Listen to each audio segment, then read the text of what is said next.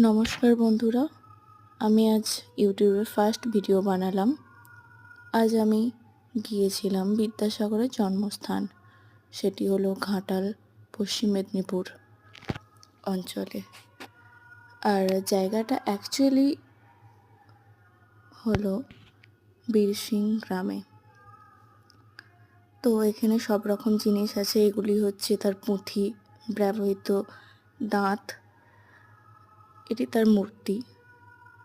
এইগুলি হচ্ছে তার শৈবাল, তিনি নিজে এগুলি কালেক্ট করেছেন। এগুলি তার বই, এছাড়াও অনেক কিছু আছে। জায়গাটি খুবই সুন্দর, খুবই মনোরম। আর এটা একটা ছোট্ট মতো মিউজিয়াম। এখানে সব রকম বাল্যবিবাহ থেকে শুরু করে হিন্দু কলেজে তিনি শিক্ষকতা যে করতেন, এছাড়াও আরও কিছু তার পড়াশুনোর জার্নি, সে কীভাবে কী করেছে, সব কিছু আছে।